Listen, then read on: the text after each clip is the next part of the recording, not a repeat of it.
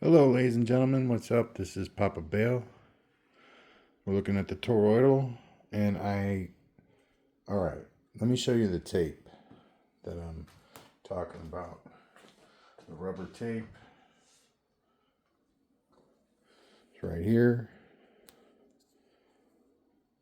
Okay, and it went all the way around the wheel. It's a 1/16 of an inch. That would make an 1/8 of an inch in the diameter. And it was too much. It bent all these poles. And it didn't even move that well. It was very tight. It put a lot of pressure on the bearings.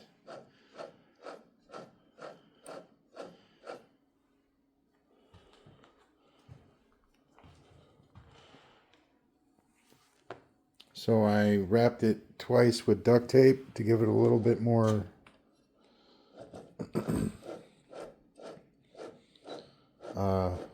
width. And now, when I move the poles, it's perfectly fit in there. It's very nice.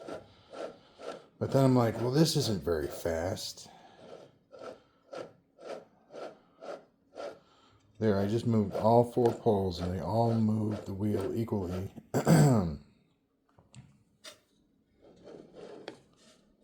But when I move the wheel itself, it's very, very sticky.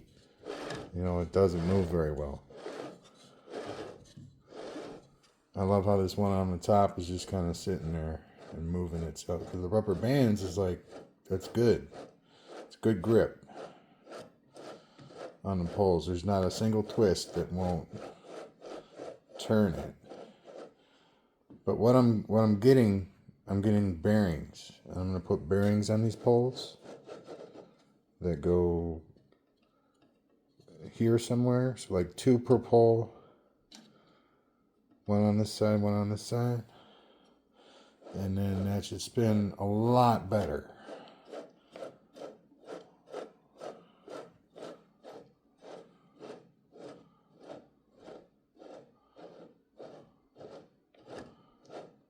That's going to be awesome. But these iron poles, they're like straight up steel with like 85% iron in it. Look at how poorly the center spins now. And that's because of all the magnetism going on there. So I might have to get different kind of poles, like steel poles instead of iron poles.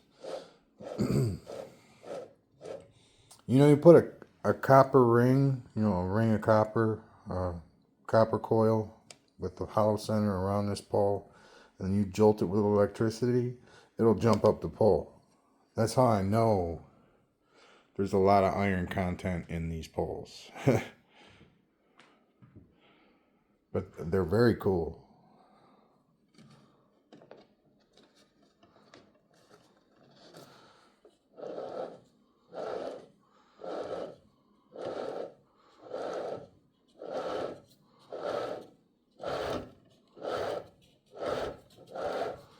And there is no coast.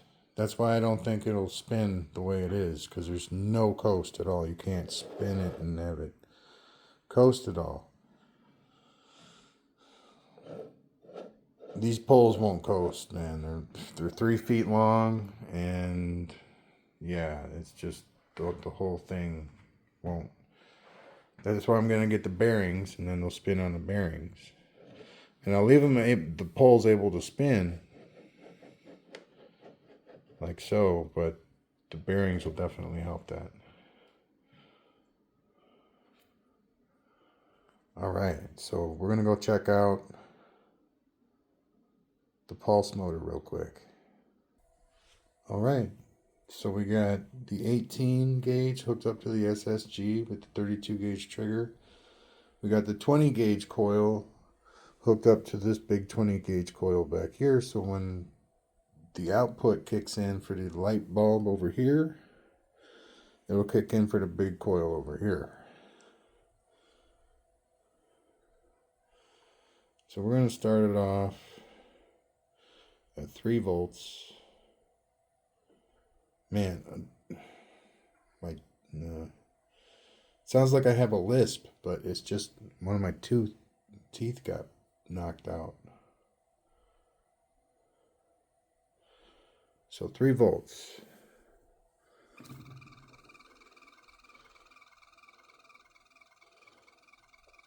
Let that run for just a minute. See, the power to turn on the coil in the back here hasn't turned on yet. It's 3 volts is not going to cut it. See, the light is not on.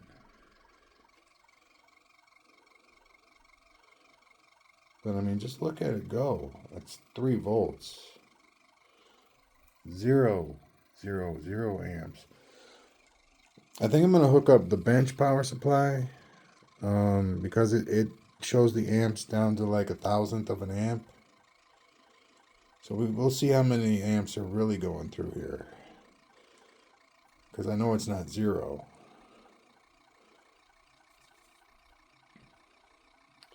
Alright, now let's turn it up to 4.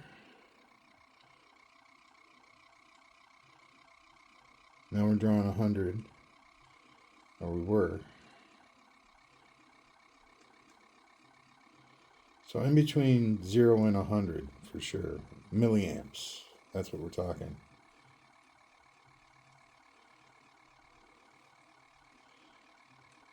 Now let's turn on the power. 4.5. 5.5. We're going to get a steady light. Now the back coil is getting a little bit of juice.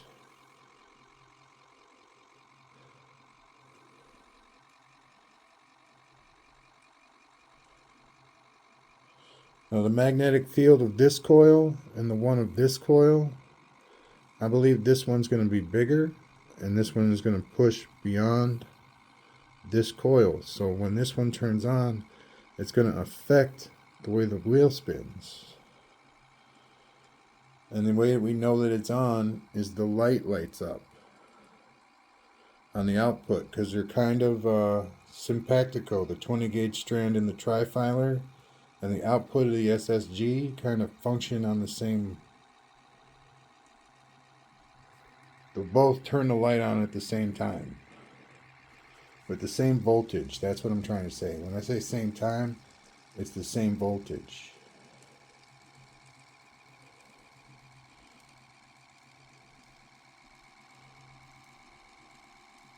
$6.5. 200 milliamps. Now this field's getting a little bigger. The light's getting a little brighter.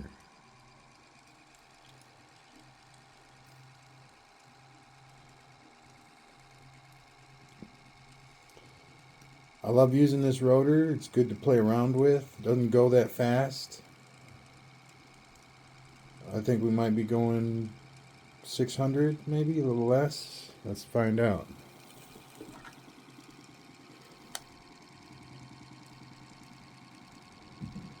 So, 603.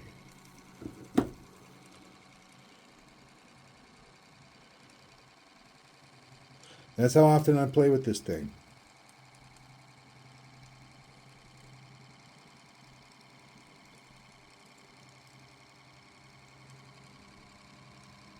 $7.5.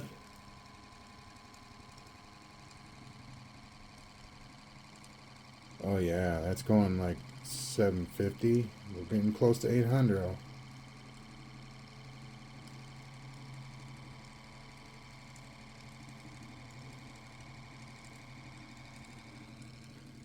Yeah, the shaft is starting to shake pretty violently. I'm going to cut it off.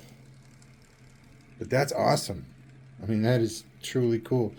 That was like 8.5 volts.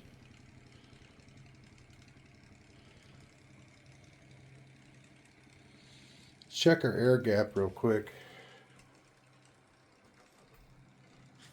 All right, that's normal. Well, it's a little large, but no, that's normal. You know, you back it way out, and you still get results like this is cool because the coil doesn't really affect how the wheel spins after you turn it off. If it's really close, it's going to slow it down.